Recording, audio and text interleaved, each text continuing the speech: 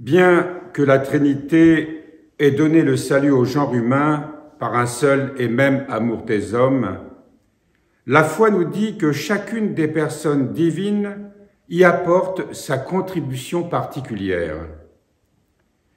Le Père se réconcilia avec nous, le Fils opéra la réconciliation, et le Saint-Esprit fut le don accordé à ceux qui étaient devenus les amis de Dieu. Le Père nous a libérés. Le Fils fut la rançon de cette délivrance. Quant à l'Esprit, il est la liberté en personne. Selon la parole de saint Paul, là où l'Esprit du Seigneur est présent, là est la liberté. C'est dans la deuxième épître aux Corinthiens au chapitre 3. Si le Père nous a créés, le Fils nous a recréés. Et c'est l'Esprit qui fait vivre, car dans la création initiale, la Trinité s'inscrivait en filigrane.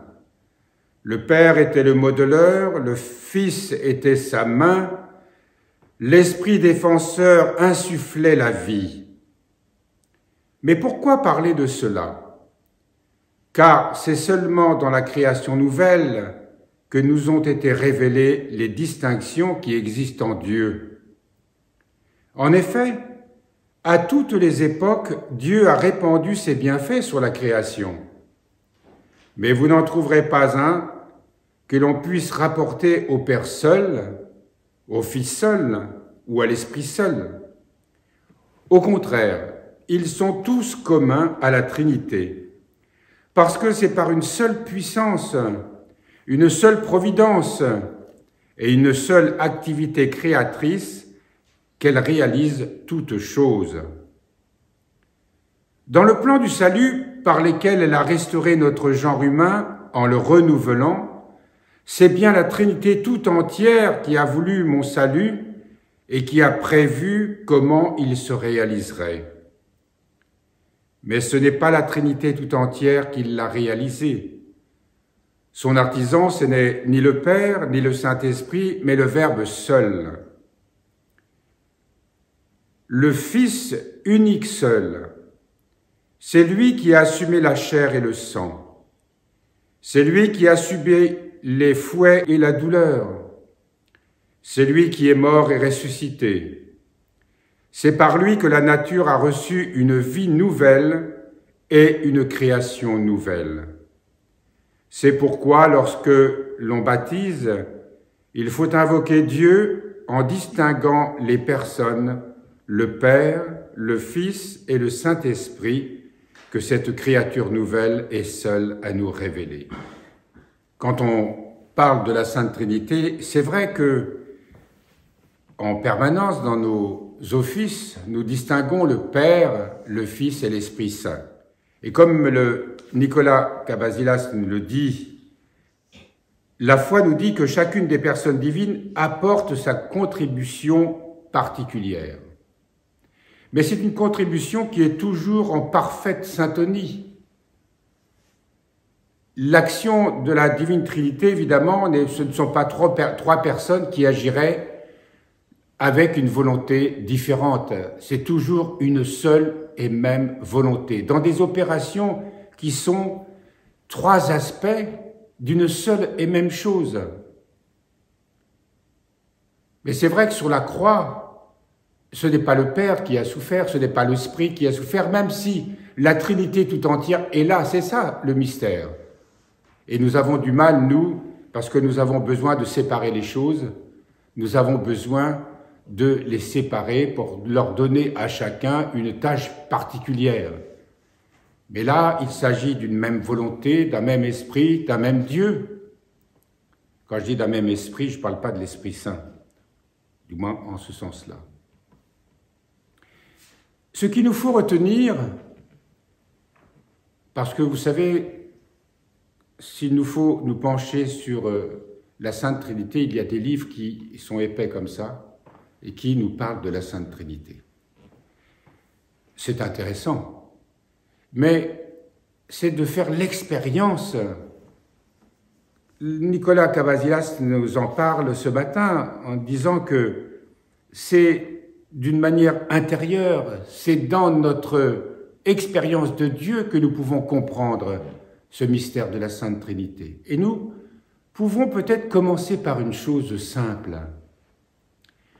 Combien de fois dans la journée, dans nos offices, nous disons gloire au Père et au Fils et au Saint-Esprit? Et nous nous penchons avec l'habitude, ça fait partie des mots d'une prière, même si ce sont des mots qui terminent souvent la prière. Mais nous devons nous incliner avec une grande révérence, avec une grande adoration. Prononcer la Sainte Trinité, c'est prononcer ce qu'il y a de plus sacré en ce monde. C'est évoquer ce qui est à l'origine de toute vie. Et d'ailleurs, nous le disons, gloire au Père, au Fils et au Saint-Esprit. Donc on se penche et dans notre cœur, nous devons avoir vraiment un esprit d'adoration. Et puis, ce que nous avons entendu ce matin ne nous éclaire pas beaucoup plus, si ce n'est qu'il y a tout de même quelques distinctions, quelques éléments qui nous aident à comprendre, ou du moins à saisir le mystère de cette Sainte Trinité. Parce qu'elle est au cœur absolument de tout ce qui existe. Le chiffre 2 est une dualité. Donc, deux choses qui s'opposent. Rien dans ce monde ne peut s'accomplir sans être à l'image de la Sainte Trinité, autrement dit, sans qu'il y ait trois choses qui se manifestent en même temps. Une dualité qui a conscience qu'elle a un centre, un troisième centre en quelque sorte, un troisième élément, lui permet de se dépasser. Tout dans la création vit est à l'image de la Sainte Trinité. Tout dans le cosmos est à l'image de la Sainte Trinité. Encore une fois, pour terminer, prenons conscience de l'adoration qu'on lui doit. Et puisqu'il nous est donné justement de nous incliner en glorifiant cette Sainte Trinité, eh bien mettons-y tout le cœur que nous pouvons. Rappelons-nous à chaque fois tout ce que nous devons à notre Créateur. Son amour immense puisque nous avons été sauvés. C'est l'œuvre de la Trinité. Même si c'est, comme Nicolas Cavazilas le précise, c'est le Fils qui est mort sur la croix. Il n'en demeure pas moins que c'est l'œuvre de la Sainte Trinité. Donc, rendons grâce et chaque fois qu'on en aura l'occasion, et même on n'est pas obligé d'attendre les offices pour glorifier la Sainte Trinité. Aujourd'hui, par exemple, nous pouvons, plusieurs fois dans la journée, glorifier cette Sainte Trinité et demander la grâce de mieux la saisir, de mieux la comprendre, ou du moins de la saisir intérieurement pour lui donner une meilleure compréhension dans notre façon de vivre avec elle, de la glorifier à travers tout ce que nous faisons et tout ce que nous observons.